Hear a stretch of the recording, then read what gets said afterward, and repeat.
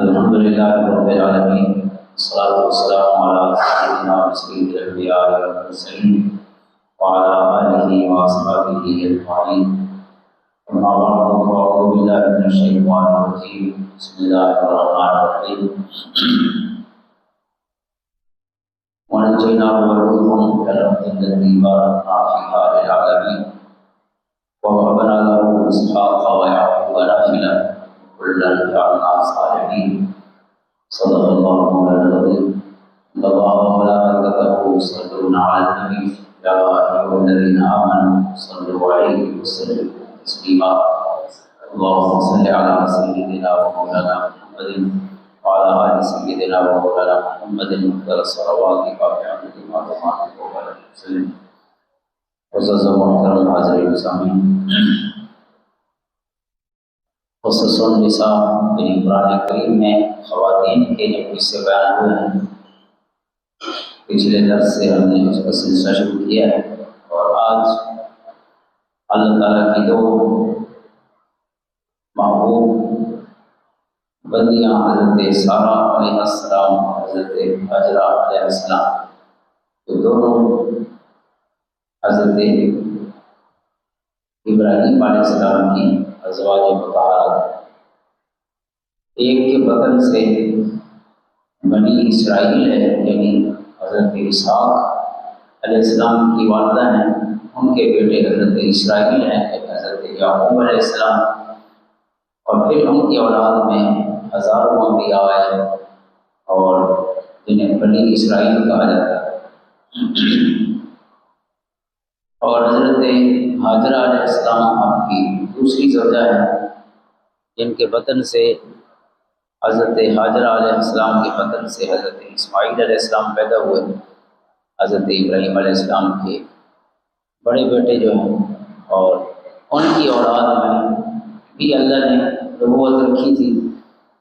لیکن اس میں ایک نبی جو خاتم الانبیاء ہیں، ہمارے آقا و مولا صلی اللہ علیہ وسلم، آپ حضرت اسماعیل علیہ السلام کی اولاد ہیں، اور حضرت اسماعیل کی والدہ جو ہیں وہ حضرت ہاجرہ ہے۔ تو یہ دونوں اللہ تعالیٰ کی محبوب بندیاں ہیں خواتین میں سے۔ حضرت ابراہیم علیہ السلام کی جو بڑی بیوی ہیں وہ حضرت سارہ ہے، یہ چھوٹی بیوی ہیں وہ حضرت ہاجرہ ہے، لیکن حضرت ہاجرہ علیہ السلام کی اولاد پہلے ہوئی، حضرت اسماعیل جو ہیں وہ پہلے پیدا ہوئے، لہٰذا وہ آپ کے بڑے بیٹے ہیں، اور جو بڑی بیوی ہیں حضرت سارہ، ان کے بدن سے جو آپ کے بیٹے ہوئے وہ چھوٹے ہیں، یہ بعد میں پیدا ہوئے حضرت اسحاق علیہ السلام۔ حضرت سارہ علیہ السلام آپ کی پہلی گھر والی ہیں، آپ کی چچا زاد ہیں، یعنی آپ کے چچا کی بیٹی ہیں، اور آپ کی پہلی بیوی ہیں، اور پہلی مومنہ ہیں۔ حضرت ابراہیم علیہ السلام پر ایمان لانے میں بھی انہوں نے پہل فرمائی، اور دوسرے ایمان لانے والے جو ہیں وہ حضرت لوط علیہ السلام ہیں۔ فآمن لہ لوط قرآن کریم میں ذکر ہے، حضرت لوط بھی اللہ کے نبی ہیں۔ تو بہرحال مومنین میں اگر ہم ذکر کریں امتی کے لحاظ سے، تو حضرت ابراہیم علیہ السلام کی یہی پہلی زوجہ جو ہیں، یہی ان کی پہلی گویا آپ پر ایمان لانے والی پہلی مومنہ ہے۔ بہت سی مشکلات کا اور آزمائشوں کا سامنا جیسے حضرت ابراہیم علیہ السلام کو رہا، تو آپ کے گھر والے بھی ظاہر ان آزمائشوں سے گزرتے رہے، اور سب سے زیادہ آزمائشیں انبیاء میں جس ہستی پر آئی ہیں، قرآن نے جس کا ذکر کیا وہ حضرت ابراہیم علیہ السلام ہیں۔ وَإِذِ ابْتَلَىٰ إِبْرَاهِيمَ رَبُّهُ بِكَلِمَاتٍ فَأَتَمَّهُنَّ، کہ اللہ تعالیٰ نے کچھ کلمات سے آزمایا حضرت ابراہیم علیہ السلام کو، اور وہ ان پر پورا اترے، فَأَتَمَّهُنَّ۔ تو ان آزمائشوں میں خصوصاً جو ہجرت ہے، یعنی آپ عراق کے رہنے والے تھے، عراق میں آپ پر ظلم ہوئے، زیادتیاں ہوئیں، آپ کے ذکر میں ہم پہلے یہ پڑھ چکے ہیں قرآن کریم کے مختلف مقامات سے، اور پھر آپ کو ہجرت کرنا پڑی۔ آپ عراق سے شام تشریف لے گئے، اور اسی شام سے ہی پھر آپ ایک دفعہ مصر بھی تشریف لے گئے، پھر آپ شام آ گئے، اور پھر مکہ بھی آپ تشریف لائے اپنے بچوں کو چھوڑنے کے لیے۔ حضرت ہاجرہ اور حضرت اسماعیل علیہ السلام کو آپ نے بے آب و کے آبادی میں چھوڑا، تو ہجرت کے ان سفروں میں اپنا وطن چھوڑنا اور مہاجر ہونا ظاہر ہے بہت بڑی آزمائش ہے، لیکن آپ کی جو گھر والیاں ہیں وہ بھی اسی طرح صبر و رضا کا پیکر تھی، جیسے آپ نے تسلیم و رضا جو ہے اللہ تعالیٰ کے حکم کے سامنے سر تسلیم خم کرنے کی سنت اور طریقہ پیش فرمایا ہے، آپ کی گھر والیاں بھی پورا پورا اس پر یعنی آپ کی سنت پر عمل کرنے والی تھی تسلیم و رضا کے بعد۔ حضرت ابراہیم علیہ السلام کی جو یہ بڑی گھر والی ہیں حضرت سارہ، تو انہوں نے ہجرت فرمائی پہلے شام کی طرف اور پھر مصر کی طرف۔ اب ویسے اگر دیکھا جائے نقشے پہ تو عراق کے ساتھ جو ہے وہ شام ہے، اور مصر تھوڑا ہٹ کے ہے۔ مصر یعنی شام، عراق سے کوئی جانا چاہے تو پہلے شام ہی جائے گا، لیکن اب یہ پتہ نہیں کہ حضرت ابراہیم علیہ السلام کا یہ سفر جو ہے یہ عراق سے مصر اور مصر سے شام تھا، یا آپ عراق سے سیدھا شام گئے اور شام سے پھر مصر گئے، کیونکہ آپ مصر بھی تشریف لے گئے ہیں، ترتیب پر اختلاف ہے مورخین کا۔ قرآن کریم نے آپ کی اس ہجرت کے سفر کا ذکر فرمایا سورۃ انبیاء میں، وَنَجَّيْنَاهُ وَلُوطًا إِلَى الْأَرْضِ الَّتِي بَارَكْنَا فِيهَا لِلْعَالَمِينَ، اور ہم نے حضرت ابراہیم علیہ السلام کو، حضرت لوط علیہ السلام کو اس زمین کی طرف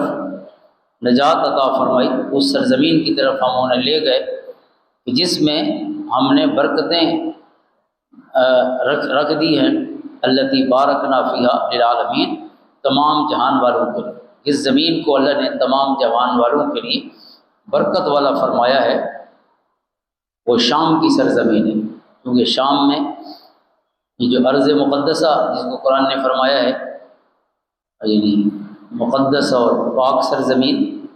وہ پاک سرزمین بھی یعنی شام میں ہی ہے۔ فلسطین جو ہے موجودہ، تو یہ فلسطین اصل میں شام کا حصہ ہے، بلکہ اسرائیل بھی شام کا حصہ ہے، ایک ہی ملک تھا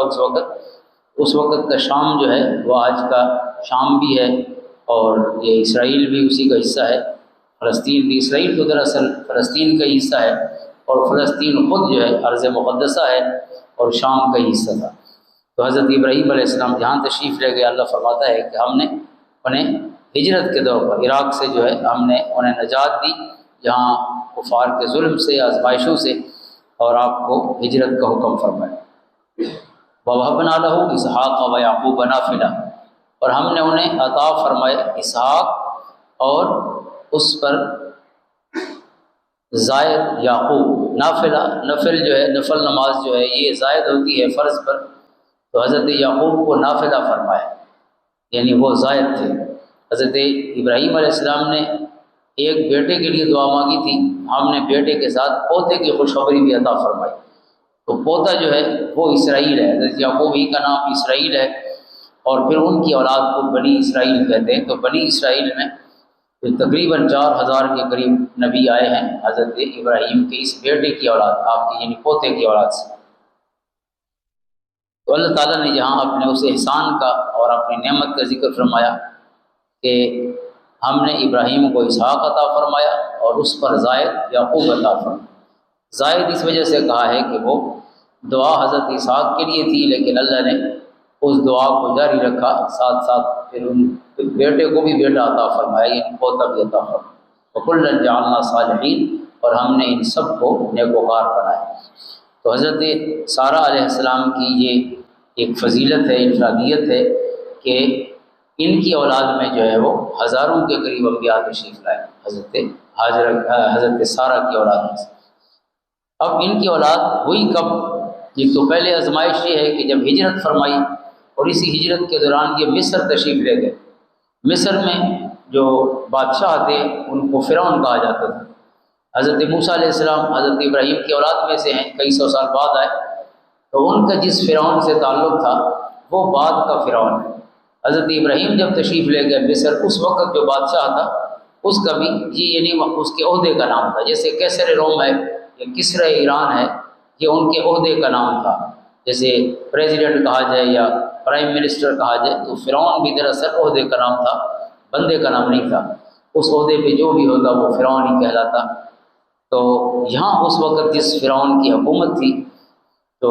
اس کا یہ طریقہ تھا کہ جب بھی کوئی اس کے ملک میں آ جاتا مصر میں، تو جیسے بادشاہوں کا ایک سلسلہ ہوتا ہے کہ بادشاہ خود قانون ہوتا ہے، کنگ جو ہے وہ خود قانون ہوتا ہے، کوئی اس کا احتساب نہیں ہوتا، کوئی اس سے پوچھنے والا نہیں ہوتا، اور کوئی اس کی جواب دہی نہیں ہوتی، اس نے کسی کو جواب نہیں دینا ہوتا، جو وہ کہہ دے وہی قانون ہے، یعنی اس کی پوری بدماشی ہوتی ہے، مطلب اعلان ہوتا ہے۔ تو یہی یعنی حالت تھی فرعون کی بھی۔ تو حضرت ابراہیم علیہ السلام جب وہاں تشریف لے گئے تو آپ کے ساتھ آپ کی گھر والی تھی حضرت حاجرہ علیہ السلام، تو اس کو کسی نے بتایا اپنے یعنی جو اس کے مصاحبین تھے بادشاہ کے، کہ ایک شخص آیا ہے اور اس کے ساتھ ایک بہت خوبصورت خاتون ہے۔ تو اس نے حضرت ابراہیم علیہ السلام کو بلایا اور آپ سے پوچھا کہ آپ کے ساتھ کون ہے؟ تو آپ نے فرمایا یہ میری بہن ہے۔ بہن کیوں کہا آپ نے؟ آپ کی بیوی تھی، لیکن آپ نے فرمایا اختی، یہ میری بہن ہے میرے ساتھ۔ تو وجہ یہ تھی کہ جب کوئی ایسی خاتون اس کے پاس آتی جس کے ساتھ اس کا شوہر ہوتا تو وہ شوہر کو قتل کرا دیتا اور خوبصورت خاتون کو خود رکھ لیتا جو فرعون تھا، اور اگر اس کے ساتھ بھائی یا والد ہوتا یا کوئی اور رشتہ دار ہوتا تو انہیں قتل نہیں کرتا تھا، زندہ رہنے دیتا، لیکن بہرحال عورت کو چھین لیتا، خاتون کو چھین لیتا تھا، لیکن ان کو پھر قتل نہیں کرتا تھا۔ تو حضرت ابراہیم علیہ السلام نے اس وجہ سے اختی کہا، میری بہن کا۔ تو حضرت ابراہیم نے بہن کیوں کہا؟ یہ حدیث پاک ہے بخاری شریف کی، حضور علیہ السلام اور مسلم میں بھی ہے، حضور علیہ السلام نے اس کی وضاحت فرمائی کہ یہ دراصل توریہ ہے، یعنی اختی آپ نے اس معنی میں کہا کہ وہ دینی بہن تھی حضرت ابراہیم علیہ السلام کی۔ یہ حدیث پاک کے لفظ ہیں۔ فارسل الیہ فسألہ عنہا فقال من هذه قال اختی، اس نے پوچھا کہ آپ کے ساتھ کون ہے؟ تو آپ نے فرمایا میری بہن ہے۔ فاتا سارہ تھا، پھر حضرت ابراہیم علیہ السلام حضرت سارہ کے پاس واپس آئے بادشاہ کے پاس سے ہو کر، تو فرمایا یا سارہ تو لیس علی وجہ الارض مؤمن غیری وغیرک، آپ نے فرمایا کہ اپنی بیوی سے کہا کہ اس زمین پر آپ کے اور میرے علاوہ کوئی مومن نہیں ہے، میں بھی مومن ہوں اور آپ بھی مومنہ ہیں، اور اس نسبت سے آپ میری بہن ہیں، یعنی دینی بہن مذہبی، جیسے قرآن نے کہا انما المؤمنون اخوہ، تمام ایمان والے بھائی بھائی ہیں، تو آپ نے دینی بہن قرار دیا کہ دین کے باب میں آپ میری بہن۔ تو بادشاہ نے یہی سمجھا کہ حقیقی بہن کہہ رہے ہیں، تو اس لیے اس نے آپ کو قتل نہیں کیا، شہید نہیں کیا، ورنہ آپ قتل ہو جاتے۔ تو اس کو توریہ کہا جاتا ہے کہ آپ بول تو سچ رہے ہوتے ہیں لیکن سامنے والا اس کا کوئی اور معنی سمجھ رہا ہوتا ہے اور آپ کی مراد اس کا کوئی اور معنی ہوتا ہے، تو آپ کا معنی مراد دینی بہن تھا اور اس نے حقیقی بہن سمجھا، بہر اس طرح آپ قتل ہونے سے بچ گئے۔ وَإِنْ هَذَا سَأَلَنِي فَأَخْبَرْتُهُ أَنَّكِ أُخْتِي، تو آپ نے حضرت سارہ کو کہا کہ آپ کے بارے میں اس نے مجھ سے پوچھا ہے کہ یہ کون ہے، اور میں نے کہا میری بہن ہے۔ فَلَا تُكَذِّبِينِي، تو آپ مجھے جھٹلانا نہیں، یعنی آپ یہ نہیں کہنا کہ میں ان کی بہن نہیں ہوں، میں تو ان کی بیوی ہوں۔ تو بہن میں نے جو کہا ہے وہ دینی اور مذہبی نسبت سے کہا ہے کہ آپ بھی مومن ہیں میں بھی مومن ہوں، تو اس نسبت سے آپ میری بہن ہیں، تو مذہبی یا دینی رشتے سے۔ فارسل الیہ، اس نے پھر حضرت سارہ کو بلوایا، یعنی حضرت ابراہیم کو واپس بھیج دیا، حضرت سارہ کو بلایا، فلما دخلت علیہ ذهب يتناولها بيده فأخذ، تو جو اس کا برا ارادہ تھا حضرت سارہ کو جب بلایا تو برائی کے ارادے سے اس نے حضرت سارہ کی طرف اپنا ہاتھ بڑھایا، آپ کو ہاتھ لگانا چاہا، فأخذ، اس کا ہاتھ جو ہے وہ وہی مفلوج ہو گیا، جیسے فالج زدہ ہوتا ہے اس کا ہاتھ وہی جم گیا۔ فقال ادع اللہ لی، اسے سمجھ آ گئی کہ یہ اسی خاتون کی وجہ سے ہے، تو اس نے کہا کہ اللہ کی بندی میرے لیے دعا کرو، ولا اضرک، میں جو آپ کے ساتھ برائی کا ارادہ رکھتا تھا اب آپ کے ساتھ کوئی برائی نہیں کروں گا، آپ کو ہاتھ نہیں لگاؤں گا، آپ دعا کریں کہ میرا ہاتھ ٹھیک ہو جائے۔ فدعت اللہ، حضرت سارہ نے دعا فرمائی، فاطلقا، تو اس کا ہاتھ پھر ٹھیک ہو گیا، پہلے مفلوج تھا اکڑ گیا پھر صحیح ہو گیا۔ ثم تناولها الثانیہ، اس نے پھر اسی طرح برائی کے ارادے سے آپ کو دوبارہ ہاتھ لگانا چاہا، فاخذ مثلہ، پھر وہی ہوا، اس کا ہاتھ وہیں اکڑ گیا۔ او اشد، پہلے سے بھی بڑھ کے. فقال ادع اللہ لی ولا اضرک، پھر اس نے کہا کہ میرے لیے دعا کرو ہاتھ ٹھیک ہو جائے، اب آپ کو میں کوئی تکلیف نہیں پہنچاؤں گا. فدعت فاطلق، پھر آپ نے دعا فرمائی، پھر اس کا ہاتھ ٹھیک ہو گیا. فدعا بعد حجبته، جب اس نے 2 دفعہ یہ تجربہ کیا تو پھر آپ نے دربانوں کو بلایا جو اس کے خدمت گار تھے. فقال انکم لم تأتونی بانسان انما اتیتمونی بشیطان، اس نے کہا کہ یہ تو تم انسان نہیں لائے، تم تو کسی جن کو اٹھا لائے ہو میرے پاس. میں ہاتھ اس کے قریب کرتا ہوں، میرا ہاتھ جو ہے وہ شل ہو جاتا ہے یا مفلوج ہو جاتا ہے، اکڑ جاتا ہے، تو یہ انسان نہیں ہے، یہ تو کوئی جن ہے. فاخدمها حاجر، اب اس نے جب یہ دیکھا کہ یہ کوئی خاص قسم کی خاتون ہے، عام خاتون نہیں ہے، تو اس نے حضرت حاجرہ علیہ السلام جو ہے وہ بطور تحفہ کو اس کو دی. یعنی یہ مصر کی رہنے والی تھی حضرت حاجرہ، تو اس نے یہ خاتون جو ہے خدمت کے لیے حضرت سارہ کو دی کہ آپ نے میرے لیے دعا کی ہے، مجھے معاف کر دیا ہے اور میری جان بھی بچ گئی ہے، ہاتھ بھی ٹھیک ہو گیا ہے، لہٰذا میں آپ کو کوئی تکلیف بھی نہیں پہنچاتا، آپ جا سکتی ہیں، لیکن ساتھ اس عورت کو بھی لے جائیے، آپ کی خدمت کریں. تو یہ کون تھی حضرت حاجرہ؟ اس پر مختلف روایات ہیں. بہرحال حضرت حاجرہ جو ہے بطور تحفہ کے حضرت سارہ کو عطا فاتت ہو،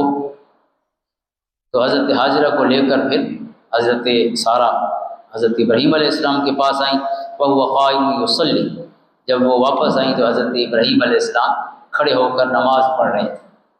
اور یہ نماز میں بھی ظاہر رجوع اللہ ہے، یہ اسی کی برکت تھی کہ اللہ تعالیٰ نے وقت کے فرعون کو بھی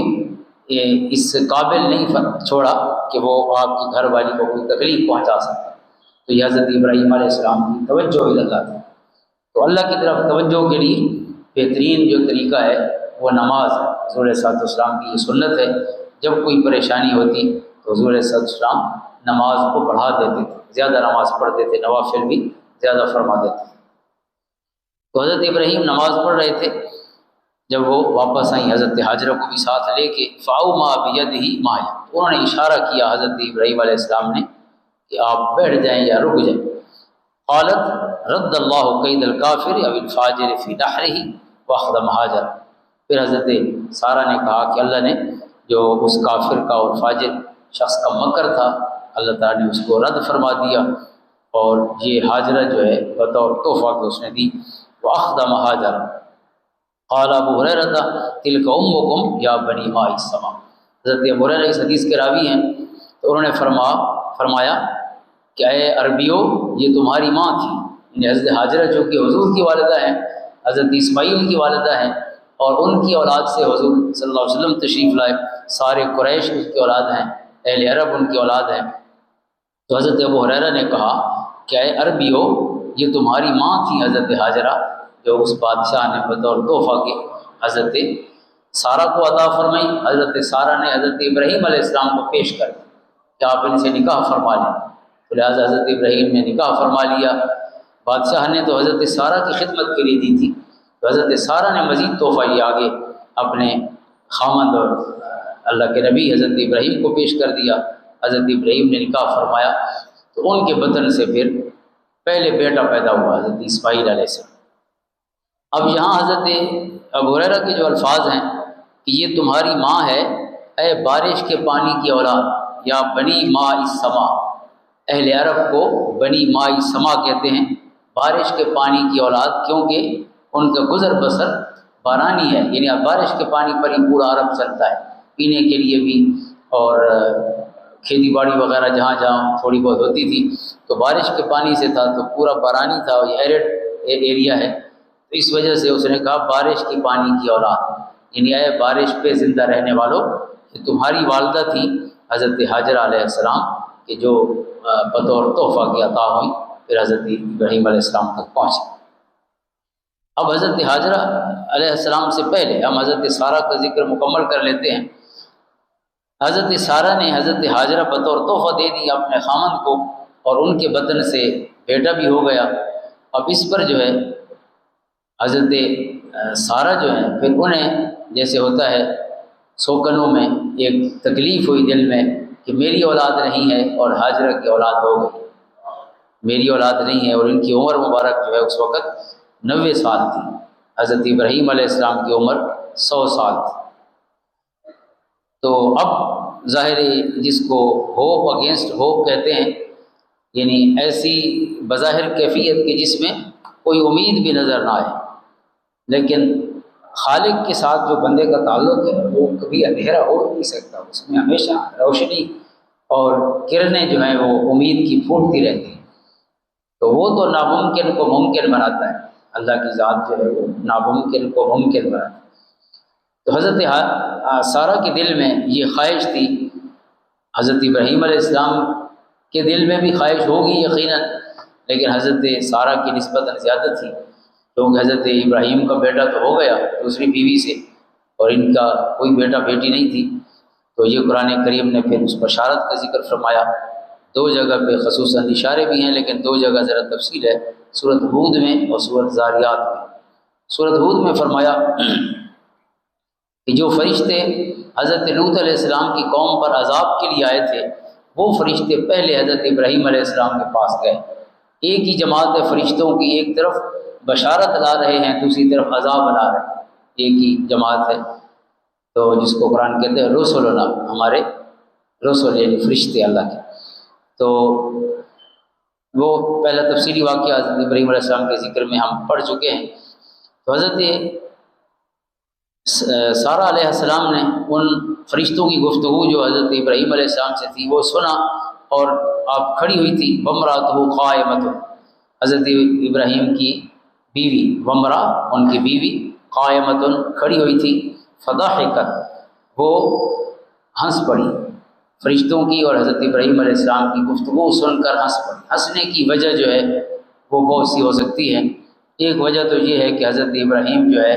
پہلے ان سے خوفزدہ ہوئے تھوڑی دیر، کیونکہ فرشتے کھانا نہیں کھاتے تھے، تو آپ ڈرے کہ یہ کون ہے۔ جب پتہ چلا انہوں نے اپنا تعارف کرایا، لا تخف انا ارسلنا الی قوم لوط، تو آپ پھر مسکرائیں کہ یہ تکلیف دینے کوئی حضرت ابراہیم اور اس کی قوم کے لیے نہیں آئے، بلکہ یہ اللہ کے فرشتے ہیں، اور باعث سکون ہی ہو سکتے ہیں فرشتے۔ تو جب مسکرائیں آپ، فبشرناها باسحاق، تو ہم نے ان کو اسحاق کی پیدائش کی بشارت دی، خوشخبری دی۔ فرشتوں نے خوشخبری دی کہ اللہ تعالیٰ تمہیں بیٹا عطا فرمائے گا، اس کا نام بھی ساتھ ذکر کر دیا، اسحاق۔ ومن وراء اسحاق یعقوب، اور اسحاق کے بعد پھر یعقوب پیدا ہوں۔ یعنی دونوں خوشخبریاں فرشتوں نے اکٹھی دی، بیٹے کی خوشخبری دی اور ساتھ پوتے کی، یعنی اسحاق کی آگے جو اولاد ہوگی علیہ السلام، ان کی خوشخبری بھی ساتھ دی کہ ان کا اللہ بیٹا جو ہے اس کی بھی خوشخبری عطا فرماتا ہے۔ جب حضرت سارہ نے یہ خوشخبری سنی 90 سال کی عمر میں، تو قالت یا ویلتا آلد وانا عجوز وہذا بالی شیخا، حضرت سارہ نے کہا کہ بھائی دیکھو، ارے دیکھو، کیا میں بچہ پیدا کروں گی حالانکہ میں بوڑھی ہوں اور میرے شوہر بھی بوڑھے، بالی شیخا میرے بال یعنی شوہر بھی بوڑھے ہیں اور میں بھی بوڑھی، ان ھذا لشیء عجیب، یہ تو بڑی عجیب بات ہوگی کہ اس عمر میں بچہ پیدا کروں۔ قالوا اتعجبین من امر اللہ، فرشتوں نے کہا کہ کیا تم اللہ کی قدرت پر تعجب کرتی ہو؟ رحمت اللہ وبرکاتہ علیکم اہل بیت،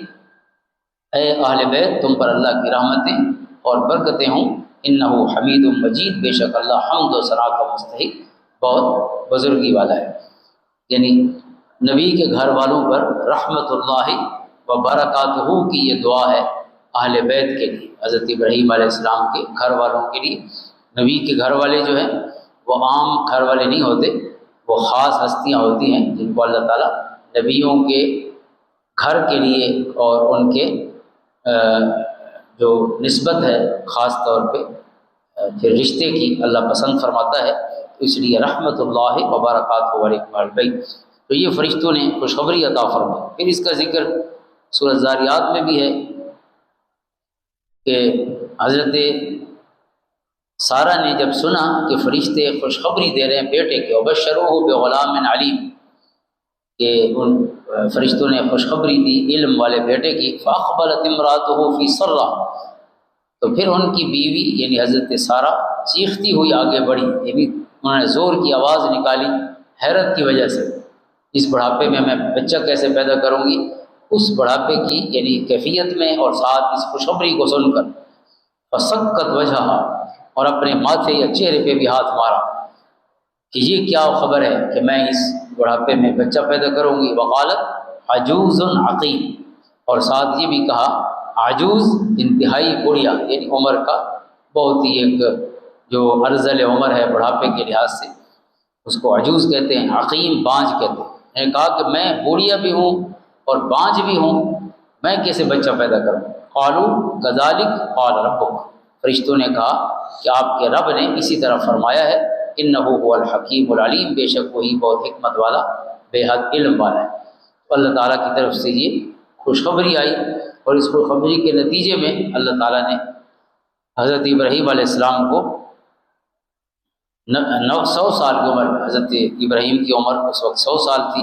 حضرت سارہ کی عمر 10 سال کم تھی، 90 سال تھی، تو اس عمر میں اللہ نے ان کو حضرت اسحاق عطا فرمایا۔ اب دوسری جو آپ کی بیوی ہیں حضرت حاجرہ علیہ السلام، ان کی اولاد پہلے ہوئی حضرت سارہ سے، اور یہ جیسے ذکر کیا ہے کہ بادشاہ مصر کی طرف سے تحفہ تھا خدمت کے لیے، اور حضرت سارہ نے حضرت ابراہیم علیہ السلام کی بارگاہ میں پیش کیا، اور پھر حضرت ابراہیم کی دعا یا قرآن کریم میں ذکر فرمائی رب ہب لی من الصالحین، کہ اللہ مجھے نیک اولاد عطا فرما۔ تو جب بھی دعا مانگنی چاہیے ہمیشہ اولاد صالح کی دعا مانگنی، صرف بیٹے بیٹی کی دعا نہیں مانگنی چاہیے یا صرف اولاد کی نہیں، جب بھی دعا مانگی جائے اولاد صالح کی دعا مانگو، نیک اولاد۔ رب ہب لی من لدنک ذریۃ طیبہ، حضرت زکریا علیہ السلام کی دعا ہے، اے اللہ مجھے پاکیزہ اولاد عطا فرما۔ تو نیک اور پاکیزہ کی قید لگانی چاہیے، مشروط یعنی ایسے غیر مشروط اولاد نہ ہو، یعنی اس کے ساتھ کسی خوبی کا ذکر نہ ہو، تو خوبی ذکر کرنی چاہیے کہ اللہ ہمیں نیک اور صاف پاکیزہ اولاد عطا فرما، اور جو پیدا ہو چکے ہیں ان کے بھی پاکیزہ ہونے کی دعائیں مانگنی چاہیے۔ ربنا هب لنا من ازواجنا وذرياتنا قرۃ اعین، اے اللہ ہماری اولادوں کو، گھر والیوں کو ہماری آنکھوں کی ٹھنڈک بنا۔ یہ قرآن کی دعا ہے، یہ ضرور کرنی چاہیے۔ بہت سی دعائیں ہیں قرآنی، سب کرنی چاہیے، لیکن 3 دعائیں ایسی ہیں کہ جن کو معمول بنانا چاہیے۔ ایک یہ دعا ہے اپنی اولاد کے لیے، گھر والیوں کے لیے، گھر والی کے لیے، کہ اللہ تعالیٰ انہیں آنکھوں کی ٹھنڈک بنائے۔ گھر میں جو شور شرابے اور جھگڑے ہوتے ہیں ایک دوسرے کے لیے، دل سخت ہو جاتے ہیں، اولاد نافرمان ہو جاتی ہے یا سرکش ہو جاتی ہے، بات نہیں مانتی، یا غلط عادتوں میں اور غلط راستے پہ چل پڑتے ہیں، تو ان سب چیزوں کا حل جو ہے وہ اس دعا میں ہے جو رب نے خود سکھائی ہے۔ اللہ کا حکم ہے کہ یہ دعا مانگو، لہٰذا انشاءاللہ بچے نیک بھی ہو جائیں گے اور باادب بھی ہو جائیں گے، اور جو سرکشی ہے ان کی اور ایک یعنی غصہ ہے، بعض اوقات بدتمیزی ہے، انشاءاللہ وہ ختم ہو جائے۔ اور ایک اور دعا ہے رب ارحمہما کما ربیانی صغیرا، یہ اللہ نے حکم فرمایا والدین کے لیے دعا مانگنی چاہیے ہر وقت کہ اللہ تعالیٰ ان کا رحم فرمائے، رب ارحمہما کما ربیانی صغیرا، جس سے انہوں نے ہمیں بچپن میں محبت کے ساتھ پالا ہے، پرورش کی ہے، بغیر کسی لالچ کے، کتنی تکلیفیں سہ کر، کتنی راتیں جاگ کر، اور کتنی پریشانیاں جو ہیں اور مشکلیں جو ہیں برداشت کی ہے، لیکن پتہ نہیں جن فرمائشوں پہ ہم ضد کر دیتے تھے کہ یہ چیز دی جائے، پتہ نہیں انہوں نے کس انداز سے دی ہو، ان کو پتہ ہے کہ انہوں نے کتنے ادھار لے کر، کتنی پریشانیاں ہیں اپنے پیٹ کاٹ کر، اپنی ساری خواہشیں جو ہیں وہ سلا کر ہماری خواہشوں کو زندہ رکھا اور پھر ان کو پورا کیا۔ ان احسانات کا کون بدلہ دے سکتا ہے؟ خالق فرماتا ہے کہ تم ان کے لیے دعائیں کرتے رہو، وہی بدلہ دے گا جو بدلے دینے والا سب کو اجر دینے والا۔ رب ارحمہما کما ربیانی صغیرا۔ اور دوسری دعا حضرت ابراہیم علیہ السلام کی ہے ربنا اغفر لی ولوالدی وللمؤمنین یوم یقوم الحساب، بلکہ اس کا پہلا حصہ بھی بڑا اہم ہے، رب اجعلنی مقیم الصلاۃ ومن ذریتی، اے اللہ مجھے بھی نمازی بنا اور میری اولاد کو بھی نمازی بنا، نماز قائم کرنے والا بنا، اور اے اللہ ہماری دعا قبول فرما اور میری مغفرت فرما، میرے والدین کی مغفرت فرما، ربنا اغفر لی ولوالدی وللمؤمنین یوم یقوم الحساب، اور جس دن حساب قائم ہو سارے ایمان والوں کی مغفرت فرما۔ تو یہ دعائیں کوئی مشکل بھی نہیں ہیں، تو یہ مانگتے رہنا چاہیے۔ تو حضرت ہاجرہ علیہ السلام آپ کے حرم میں تشریف لائیں تو آپ نے دعا فرمائی، اور اللہ تعالیٰ فرماتے ہیں فبشرناہ بغلام حلیم۔ حضرت اسحاق کے لیے کہا وبشروہ بغلام علیم، علم والے لڑکے کی بشارت دی، اور حضرت اسماعیل کو کہا حلم والے، حوصلے والے، صبر والے، برداشت والے، ستجدنی انشاءاللہ من الصابرین۔ انہوں نے کہا کہ ابا جان اگر مجھے ذبح کرنے کا حکم بھی آیا ہے پھر بھی آپ میرے منہ سے آواز نہیں سنیں گے کہ میں کوئی شکوہ کروں یا شکایت کروں یا کوئی احتجاج کروں، اللہ کے حکم کے سامنے ہم اپنا سر جو ہے وہ جھکا رہے۔ فلما اسلما، جب دونوں جھک گئے اللہ کے حکم کے سامنے، پھر اللہ تعالیٰ نے ان کو ندا فرمائی نادیناہ یا ابراہیم قد صدقت الرؤیا، اے ابراہیم آپ نے اپنا خواب سچ کر دکھایا۔ حضور علیہ السلام نے ارشاد فرمایا، حضرت ابو ذر غفاری فرماتے ہیں حضرت ہاجرہ علیہ السلام مصر کی رہنے والی تھی، اور حضرت ہاجرہ آپ اگر پشت دیکھیں حضور علیہ السلام بعد میں تشریف لائے تقریباً یعنی ہزاروں سال بعد، 3000 سال کا ذکر بھی ہے، کم و بیش بھی ہے، ایگزیکٹ فگر تو ہم نہیں کہہ سکتے، لیکن 2000 سے 2500 سال تقریباً حضرت ابراہیم کے بعد حضور تشریف لائے۔ اس کے علاوہ بھی قول ہیں، میں ایک رف سی بات کر رہا ہوں، یعنی 2-3 ہزار سال بعد حضور پیدا ہوئے ہیں حضرت ہاجرہ کی اولاد سے، فاصلہ دیکھیں 3000 سال یا 2500 سال۔ لیکن حضور نے کیا فرمایا، یہ مسلم شریف کی حدیث ہے، حضرت ابو ذر غفاری حضور کی فقیر صحابی اس کے راوی ہیں، حضور نے فرمایا انکم ستفتحون مصر، حضور نے فرمایا میرے غلاموں تم مصر فتح کرو، اور یہ حضرت عمر کے دور میں مصر فتح ہوا، حضرت عمر بن العاص رضی اللہ تعالیٰ عنہ فاتح مصر صحابی ہیں، انہوں نے فتح فرمایا، پہلے گورنر بھی ہوئی ہیں مصر کے، تو حضور نے خوشخبری عطا فرما دی کہ تم مصر فتح کرو گے، وہی ارض یسمى فیہا القیرات، فرمایا وہاں پہ ایک پیمانہ ہے جس کو کھیرات کہتے ہیں، یعنی وہاں کی کرنسی ہے کھیرات۔ فَإِذَا فَتَحْتُمُوهَا فَاسْتَوْصَوْا بِأَهْلِهَا خَيْرًا، اگر اس کو فتح کر لینا مصر کو تو وہاں رہنے والوں کے ساتھ نیک سلوک کرنا، وہاں جو لوگ رہتے ہیں ان کے ساتھ نیک سلوک کرنا۔ اس کی وجہ کیا ہے، فَإِنَّ لَهُمْ ذِمَّةً وَرَحْمَةً، چونکہ ان کا ہم پر یعنی ذمہ، ان کا جو خیال رکھنا حفاظت وہ ہماری ذمہ داری ہے، وَرَحِمَةً، اور وہ ہمارے رشتہ دار ہیں مصر والے، کیونکہ میری امی جو ہیں حضرت ہاجرہ علیہ السلام وہ مصر کی رہنے والی تھی۔ آپ اندازہ کریں ہم سگے ماموں اور خالاؤں کو لفٹ نہیں کراتے، نہ اپنے باپ کے بھائیوں اور بہنوں کی پرواہ کرتے ہیں، اور یہ ہے محمد عربی صلی اللہ علیہ وسلم کی سنت اور آپ کے کردار کی عظمت کہ وہ ماں جو 3000 سال پہلے کی ماں ہے، اس کی بستی والے، اس کے سارے ملک والوں کے لیے حضور نے یہ خیر کی نصیحت فرمائی، فاستوصوا بأهلها خیرا، وہاں رہنے والوں کا خیال رکھنا چونکہ وہ ہمارے رشتہ دار لگتے ہیں، ان کا اس لیے وجہ سے خیال رکھنا ہم پر فرض ہے، ضروری ہے، رحمت یعنی رحمی تعلق جو ان کو حاصل ہے اس وجہ سے۔ یہ مستدرک حاکم میں ہے، یہ الفاظ مسلم شریف کے تھے، اور مستدرک حاکم میں حضرت ابن شہاب زہری کہتے ہیں فالرحم ان ام اسماعیل منہ، حضرت ابن شہاب زہری جو تابعی ہیں وہ کہتے ہیں کہ حضور نے جو رشتہ کہا ہے کہ ان کے ساتھ ہماری رشتہ داری ہے، وہ رشتہ داری کون ہے، رشتہ داری حضرت اسماعیل کی اماں ہے، حضرت ہاجرہ کی وجہ سے جو رشتہ داری ہے حضور نے اس کی خیر کی نصیحت فرمائی۔ تو آپ خود سوچیں کہ جو باقی رشتے ہیں اور بالکل قومی رشتے ہی نہیں ہیں بلکہ انسان کے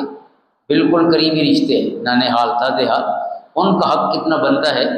جب ہزاروں سال پہلے والے تعلق کو بھی حضور نبھانے کا حکم فرما رہے ہیں۔ اور پھر جب حضرت اسماعیل علیہ السلام پیدا ہوئے تو یہ آیات پڑھ لیتے ہیں، پھر آخر میں آقا کریم علیہ السلام فرماتے ہیں کہ اللہ کی طرف سے حکم ہوا، اب پہلے بیٹا تھا نہیں، کوئی اولاد تھی نہیں، حضرت ہاجرہ آئیں تو بیٹا پیدا ہوا، جیسے بیٹا پیدا ہوا تو اللہ کا حکم آیا کہ اس کو جاؤ اب جنگلوں میں چھوڑاؤ، یہ وہ وادی غیر ذی زرع میں چھوڑنے کا حکم فرمایا۔ یہ سورت ابراہیم کے جو آخری سے پہلا سیکنڈ لاسٹ رکوع میں ذکر ہے کہ حضرت ابراہیم علیہ السلام وہاں تشریف لے گئے اپنے بیٹے اور اہلیہ حضرت حاجرہ کو اللہ کے حکم سے چھوڑ شام سے چلے اور انہیں وادی غیر ذی زر یعنی مکہ کی سرزمین میں اللہ کے حکم سے چھوڑنے کے لیے آئے۔ تو جب چھوڑنے کے لیے تشریف لائے، حضور صلی اللہ علیہ وسلم نے ارشاد فرمایا، ایک طویل حدیث ہے حضرت عبداللہ بن عباس رضی اللہ عنہ سے، اس میں یہ کلمات ہے کہ حضرت ابراہیم علیہ السلام جب اپنے بیٹے کو اور اپنی بیوی کو یہاں چھوڑنے کے لیے آئے تو ثم جاء بها ابراہیم وابنها اسماعیل وهي ترضعه حتى وضعهما، حضرت ابراہیم یہاں تشریف لائے اپنی بیوی کو اور بیٹے کو چھوڑنے کے لیے، اس وقت حضرت اسماعیل دودھ پیتے بچے تھے، تو آپ نے حتى وضعهما عند البیت، ان کو بیت اللہ جہاں آج کل ہے اس جگہ حضرت ابراہیم علیہ السلام نے اتارا اپنی سواری سے، یہاں پہنچایا، اور جہاں بعد میں زمزم فوق زمزمہ فی اعلی المسجد، مسجد کی اوپر والی سائڈ پہ زمزم سے تھوڑا اوپر، یعنی ایگزیکٹ جگہ حضور نے بتائی جس جگہ حضرت ابراہیم علیہ السلام نے اپنی فیملی کو چھوڑا۔ ولیس بمکہ یومئذ احد ولیس بها ماء، حضور علیہ السلام نے فرمایا نہ اس وقت کوئی بندہ تھا یہاں پہ اور نہ کوئی پانی وغیرہ تھا، کچھ بھی نہیں تھا۔ تو آپ نے جب اپنے بچے اور بیوی کو چھوڑا تو پھر انہیں کچھ کھانے کو بھی دیا، وہ کیا تھا؟ فوضعهما هنالك ووضع عندهما جرابا فيه تمر وسقاء فيه ماء، ایک تھیلا کھجور کا دیا، چمڑے کا تھیلا جس میں کھجوریں تھیں، اور ایک مشک پانی کی دی، یہ ٹوٹل کھانے پینے کا سامان تھا، راشن تھا۔ تو ثم قفى ابراہیم منطلقا، پھر حضرت ابراہیم علیہ السلام جیسے چھوڑا، انہیں کھانے پینے کا یہ سامان دیا مختصر سا، تو واپس پلٹے۔ فتبعتهم اسماعیل، حضرت حاجرہ علیہ السلام نے دیکھا کہ حضرت ابراہیم تو واپس جا رہے ہیں ہمیں چھوڑ کے۔ فقالت یا ابراہیم این تذهب وتتركنا بهذا الوادي الذي ليس فيه انس ولا شيء، حضرت حاجرہ نے کہا کہ اے ابراہیم آپ کہاں جانے لگے ہیں، ہمیں یہاں چھوڑ کر کے جہاں نہ کوئی انسان ہے، نہ کوئی اور چیز ہے، نہ کھانے کی ہے، نہ کوئی رہنے کی۔ فقالت له ذلك مرارا، حضرت حاجرہ نے یہ بات کئی دفعہ کہی کہ آپ ہمیں یہاں چھوڑ کے جا رہے ہیں، یہاں تو کچھ بھی نہیں ہے۔ حضرت ابراہیم نے کوئی جواب نہیں دیا، وجعل لا يلتفت الیہا، آپ نے ان کی بات کی جو سنتے رہے تو کوئی جواب نہیں دیا۔ فقالت له اللہ الذی امرک بہذا، پھر حضرت حاجرہ نے خود کہا کہ کیا اللہ نے اس کا حکم فرمایا ہے، یعنی حضرت ابراہیم نے تو کوئی جواب نہیں دیا، انہوں نے خود کہا کہ کیا یہ اللہ کا حکم ہے؟ قال نعم، پھر حضرت ابراہیم نے جواب دیا کہ ہاں یہ اسی لا شریک کا حکم ہے، اسی بے نیاز کا حکم ہے۔ قالت اذن لا یضیعنا، یہ بہت بڑا توقع کا کلمہ ہے، حضرت حاجرہ کے کردار کی عظمتیں اور ہزاروں حسن جو ہے اس ایک کلمے میں پوشیدہ ہے۔ انہوں نے کہا کہ اگر اللہ کا حکم ہے تو پھر وہ ہمیں ضائع نہیں کرے، اللہ پھر وہی وارث ہے ہمارا۔ وعلی اللہ فلیتوکل المتوکلون وعلی اللہ فلیتوکل المؤمنون ان اللہ یحب المتوکلین، قرآن بار بار کہتا ہے کہ ایمان والوں کو اللہ پر ہی بھروسہ کرنا چاہیے۔ تو یہ توکل کی انتہا ہے۔ آپ دیکھیے یہ خاتون ہے، جوان خاتون ہے، دودھ پیتا بچہ ہے، اور وہ جنگل ہے کہ نہ پانی ہے، نہ انسان ہے، نہ کوئی اور یعنی انسانی زندگی کے کوئی آثار ہے، ایسی جگہ پہ چھوڑ کے جا رہے ہیں۔ تو آپ اندازہ کریں جس مقام عظمت پہ حضرت ابراہیم علیہ السلام تشریف فرما ہے، کردار کی وہی عظمتیں آپ کے بیٹوں کو بھی حاصل ہے، آپ کی بیویوں کو بھی حاصل ہے۔ یہ خاتون ہے لیکن اس کو سارے ڈر ختم ہوئے جب یہ سنا کہ یہ اللہ کا حکم ہے، بس سارے ڈر ختم ہوئے۔ اذن لا یضیعنا ثم رجع، یہ کہہ کے حضرت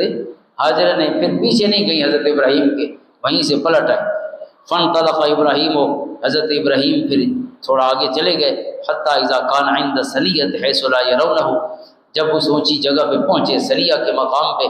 جہاں حضرت ابراہیم کو ان کے گھر والے بچہ اور بچہ تو ویسے چھوٹا تھا، حضرت حاجرہ بیوی جو ہے دیکھ نہیں سکتی تھی، ایسی جگہ یعنی آپ چلے گئے۔ استقبل بوجہ البیت، پھر آپ نے چہرہ انور فرمایا اسی طرف بیت اللہ کی طرف، بیت اللہ تو ابھی بنا نہیں تھا، بعد میں بنا، یعنی بیت اللہ والی جگہ کی طرف آپ نے پھر چہرہ مبارک کیا، اور پھر ثم دعا بہؤلاء الکلمات ورفع یدیہ، پھر آپ نے اپنے ہاتھ مبارک اٹھائے اور یہ دعا فرمائی۔ پھر حضور علیہ السلام نے یہ جو آیات ہیں یہ تلاوت فرمائی کہ یہ دعا حضرت ابراہیم علیہ السلام نے اس جگہ فرمائی، اور یہ دعا یہاں سے شروع ہوتی ہے سورۃ ابراہیم میں، ربنا انی اسکنت من ذریتی بواد غیر ذی زرع عند بیتک المحرم، اے ہمارے رب میں نے اپنی بعض اولاد کو بے آب و گیاہ وادی میں ٹھہرا دیا ہے تیرے حرمت والے گھر کے نزدیک، ربنا لیقیموا الصلاۃ، اے ہمارے رب تاکہ وہ نماز کو قائم رکھیں، فاجعل افئدۃ من الناس، تو کچھ لوگوں کے دلوں کو ایسا کر دے کہ تہوی الیہم، کہ وہ ان کی طرف مائل ہو جائے، وارزقہم من الثمرات، اور ان کو پھلوں سے رزق اور روزی عطا فرما، لعلہم یشکرون، تاکہ وہ شکر ادا کریں۔ تو حضرت ابراہیم علیہ السلام کی دعا ہے کہ اللہ تعالیٰ نے اس مکہ کو جو بواد غیر ذی زرع تھا، اللہ تعالیٰ نے اس کو اتنا بڑا جنگل میں منگل بنا دیا، اور سارے انسان اور سارے میوے اور ہر چیز جو شاید دنیا میں کہیں بھی پیدا ہوتی ہو یا بنتی ہو یا ملتی ہو، تو شاید کوئی ایسی چیز بھی نہ ہو کہ جو کہ مکہ میں موجود نہ ہو، ہر چیز اللہ نے ساری کھانے پینے کی چیزیں وہاں اکٹھی فرما۔ ربنا انک تعلم ما نخفی وما نعلن، اے ہمارے رب بے شک تو ان باتوں کو جانتا ہے جن کو ہم چھپاتے ہیں اور جن کو ہم ظاہر کرتے ہیں، وما یخفی علی اللہ من شیء فی الارض ولا فی السماء، اور اللہ سے کوئی چیز مخفی نہیں ہے نہ زمین میں نہ آسمان میں۔ الحمدللہ الذی وہب لی علی الکبر اسماعیل و اسحاق، تمام تعریفیں اللہ کے لیے ہیں جس نے مجھے بڑھاپے کے باوجود اسماعیل اور اسحاق عطا فرمائے۔ ان ربی لسمیع الدعاء، بے شک میرا رب ضرور دعا سننے والا ہے۔ رب اجعل لی مقیم الصلاۃ ومن ذریتی، اے میرے رب مجھے ہمیشہ نماز قائم کرنے والا رکھ اور میری بعض اولاد کو بھی۔ ربنا وتقبل دعا، اے ہمارے رب میری دعا قبول فرما۔